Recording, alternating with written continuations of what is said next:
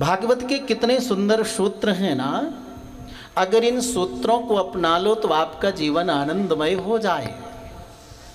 अगर आपके मन में काम क्रोध मोह दूर हो जाए ना तो आपका घर ही तीर्थ बन जाता है। यस्य रागादि नानो मनो दूषितम, यस्य रागादि मानो मनो दूषितम, तेन तीर्थम प्रयागम गतम मानवा, तेन तीर्थम प्रयागम गतम मानवा। जिसने अपने मन को निर्मल कर लिया काम क्रोध मोह लोभ से, उसका घर ही तीर्थ बन जाता है। यस्य कामादि नानो मनो दूषितम, यस्य कामादि मानो मनो दूषितम, तेन तीर्थम प्रयागम गतम मानवा, तेन तीर्थम प्रयागम गतम मानवा। विकारों को मन से अगर दूर कर लिया तो उसका घर ही तीर्थ बन जाता है। कितनी सुंदर पंक्ति है भागवत में, सार है। जिसने माता पिता की सेवा करके प्रसन्न कर लिया, उसका घर ही तीर्थ बन जाता है। और पंडरीनाथ तो कहते हैं मैं उस भक्त के अधीन हो जाता हूँ। येन माता पिता नो मनो सेवितम, येन माता पिता नो मनो सेवितम, येन माता पिता नो मनो सेवितम, येन माता पिता नो मनो सेवितम, तेन तीर्थम प्रयागम गतम मानवा, तेन तीर्थम प्रयागम गतम मानवा। इसलिए माता पिता की सेवा करो, मन को पवित्र रखो तो आपका घर ही तीर्थ बन जाता है।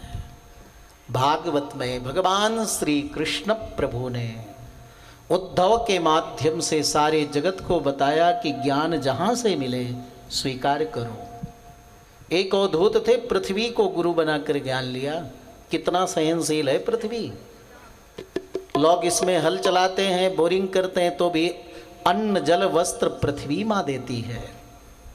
आकाश से निर्लिप्तता का ज्ञान लिया, समुद्र से गंभीरता का ज्ञान लिया, अग्नि से तेजस्विता का ज्ञान लिया, बालक से निर्विकारता का ज्ञान लिया। बच्चे को डांटो रोता है और एक टाफी दे दो तो खुश हो जाता है।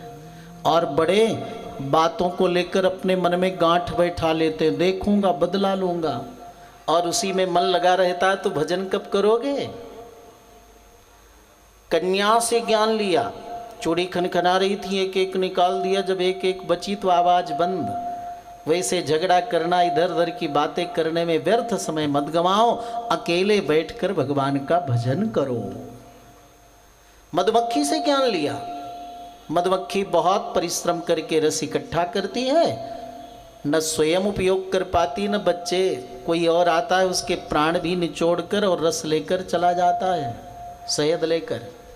इसलिए व्यक्ति को ज्ञान लेना चाहिए कि श्रम परिश्रम करके धन अर्जन करते हो तो सबसे बड़ी सदगति ये है जो पंचारिया जी और उपाध्याय जी कर रहे हैं कि भागवत कथा सुनाकर स्वयं को आनंद, स्वजन बंधुजनों को आनंद, क्षेत्रवासियों को आनंद, और आज आपके पितृदेव भी प्रसन्न होंगे कि मेरे कुल में ऐसे बच्चों ने जन्म लिया जो हमें भी कथा सुनाकर उद्धार कर रहे हैं। ये धन का सबसे बड़ा सदुपयोग।